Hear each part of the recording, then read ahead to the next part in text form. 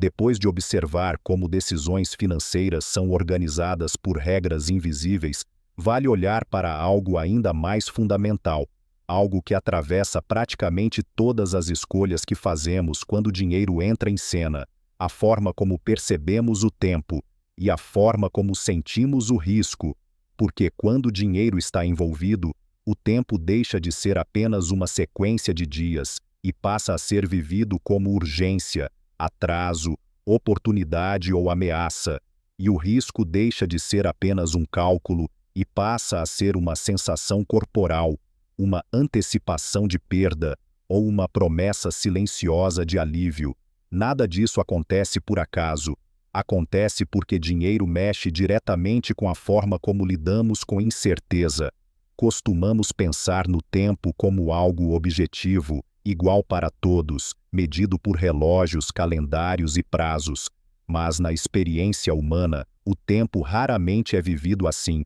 Quando existe pressão financeira, o futuro parece encurtar. O corpo entra em estado de alerta, a mente começa a projetar consequências, e a sensação é de que algo precisa ser resolvido rapidamente, mesmo quando não existe uma ameaça concreta imediata.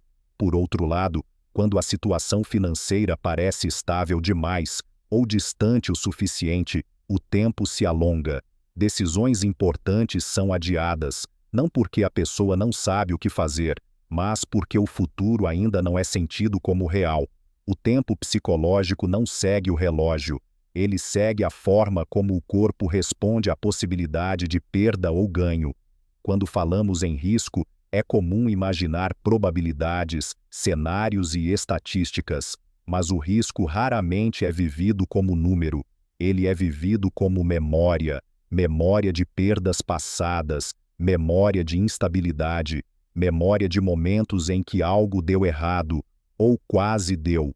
Duas pessoas podem olhar para a mesma decisão financeira e sentir níveis completamente diferentes de risco, não porque os dados são diferentes, mas porque a história emocional é diferente.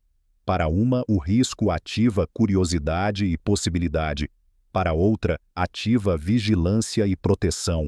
O risco não está apenas no cenário externo, ele está na relação que cada pessoa construiu com a incerteza ao longo da vida.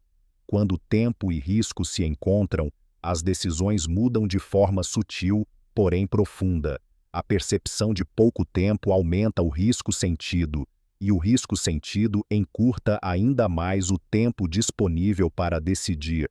Nesse ponto, a escolha deixa de ser guiada por clareza e passa a ser guiada por desconforto. Não se escolhe a melhor alternativa, escolhe-se a que promete reduzir tensão mais rápido. Isso explica por que muitas decisões financeiras são seguidas de alívio imediato e arrependimento silencioso depois. Não porque a pessoa errou, mas porque decidiu tentando regular sensações internas, não avaliando possibilidades reais. Grande parte das decisões financeiras é uma tentativa de controlar o futuro, garantir que nada dê errado, evitar sofrimento, eliminar incerteza, mas o futuro não responde bem a tentativas de controle absoluto. Quanto mais tentamos eliminar todo risco, mais estreito fica o campo de escolhas e mais rígida se torna a relação com o dinheiro. Decisões que parecem extremamente seguras no curto prazo podem, no longo prazo, limitar crescimento, liberdade e adaptação. Isso não significa buscar risco, significa reconhecer que a ausência total de risco é uma fantasia psicológica, não uma estratégia viável.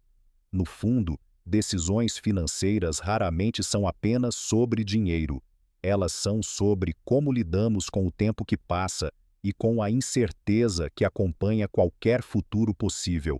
Algumas pessoas aceleram demais tentando resolver tudo agora. Outras paralisam, esperando o momento perfeito que nunca chega. Esses movimentos não falam de inteligência ou preparo, falam da relação íntima que cada um construiu com espera, risco e possibilidade de perda. Observar como o dinheiro altera a percepção de tempo e risco Não é um convite para agir diferente imediatamente. É um convite para perceber quando decisões estão sendo guiadas pela pressa ou pela tentativa de evitar desconforto, não para corrigir, mas para ampliar espaço interno, porque muitas vezes, quando tempo e risco deixam de comandar silenciosamente, as escolhas se tornam mais amplas, mais conscientes e menos reativas, e isso por si só já muda profundamente a relação com o dinheiro.